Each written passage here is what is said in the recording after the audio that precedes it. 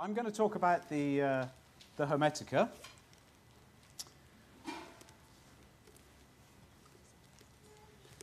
Which is, I noticed actually on the banner up here, you've got Thoth, the ibis-headed god of Egypt. It's him you've got to blame for all of this. It all goes back to ancient Egypt, which is why we use the subhead on the book, The Lost Wisdom of the Pharaohs. Which I notice, we've stated it boldly, it is the lost wisdom of the pharaohs, but I noticed on the programme they put a question mark after it, as if to say, is it the lost wisdom of the pharaohs? I mean, you could say, well, what's a question mark between friends? Yeah, it's just a question mark, isn't it? But as a writer, these things are quite important, you know. My favourite example of that is the phrase, sort of. Yeah, it's a harmless little phrase, isn't it? We all say it, sort of. But if you add that to the sentence, I love you. Or if your doctor says to you, you're going to live. You can see it makes all the difference, doesn't it? Little things, words, but very important. So yes, is it the lost wisdom of the pharaohs? In the however many years it is since we wrote this, that's actually become the major issue for me. The fact that I do think this text gives us the best possible lens for looking back into the mind world of the ancient Egyptians. And unfortunately, the books of the Hermetica have really had a terrible press. For many years, they were outlawed in Europe. They just simply weren't available during the Christian period. The Arabs nurtured them, kept them alive, and then during the Renaissance, they were reintroduced back into Europe. But even then, there was a hatchet job done on them, saying, these aren't the books of Thoth. These don't tell you anything about ancient Egypt. These are Greek texts written in Greek for a Greek-speaking audience who were living in Alexandria in Egypt.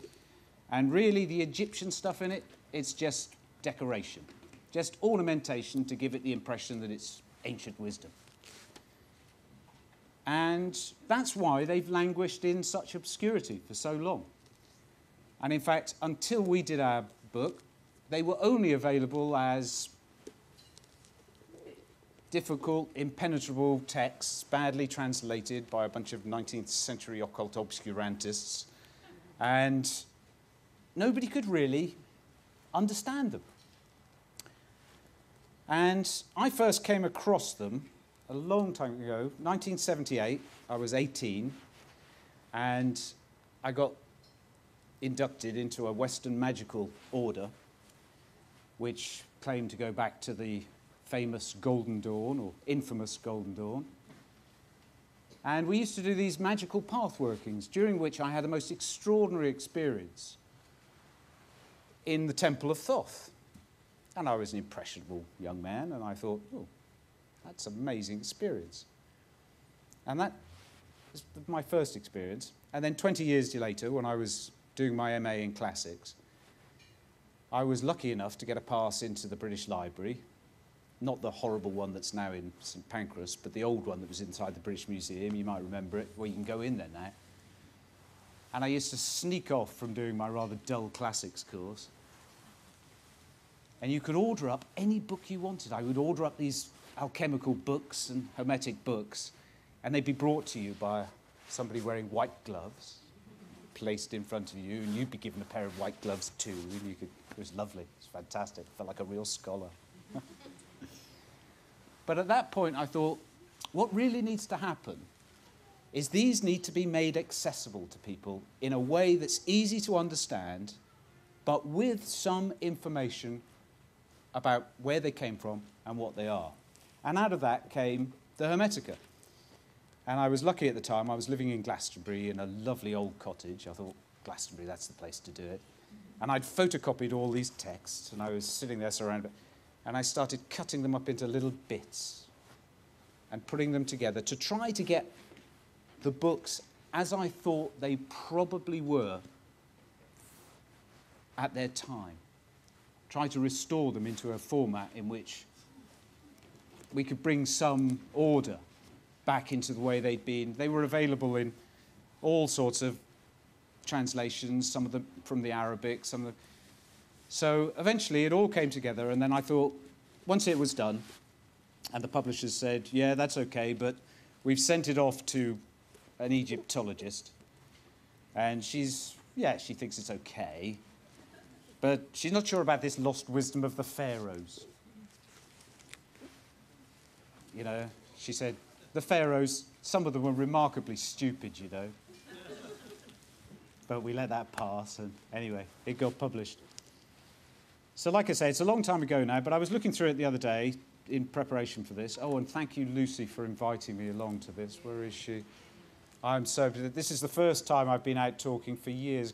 A year and a half ago, I had a massive stroke. Oh, that's nice. I've got an R there. It's lovely. And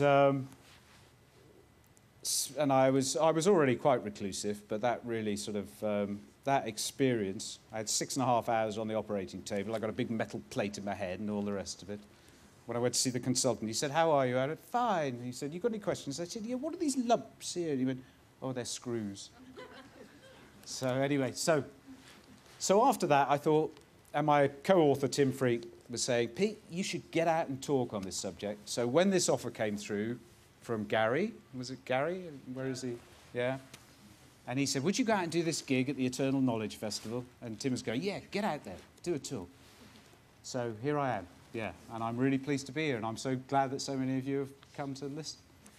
So I was reading through the introduction. I thought, I've got to put an introduction to this so that people can really get a grasp on the history of it, because it's not just a set of interesting texts. These have had a profound influence on our culture.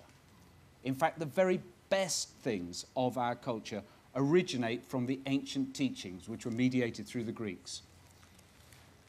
And so what I thought I'd do is actually read the introduction, because I looked through it and I thought, yeah, it's still good. It's, you know, there's a few things I would add now, but actually it'll give you a good idea of the history and the influence of the Hermetica. So with your permission, I'll read from the introduction.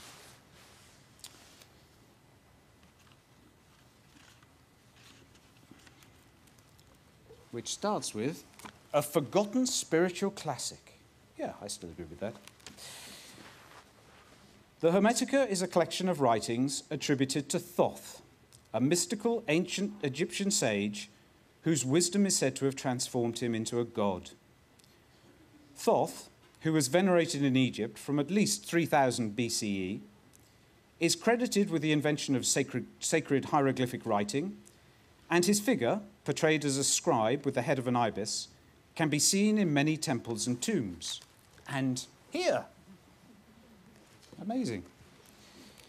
He is the dispatcher of divine messages and recorder of all human deeds. In the great hall of judgment, the afterlife court of the god Osiris, Thoth would establish whether the deceased had acquired spiritual knowledge and purity, and so deserved a place in the heavens. Thoth was said to have revealed to the Egyptians all knowledge on astronomy, architecture, geometry, medicine, and religion, and was believed by the ancient Greeks to be the architect of the pyramids. The Greeks, who were in awe of the knowledge and spirituality of the Egyptians, identified Thoth with their own god Hermes, the messenger of the gods and the guider of souls in the realm of the dead.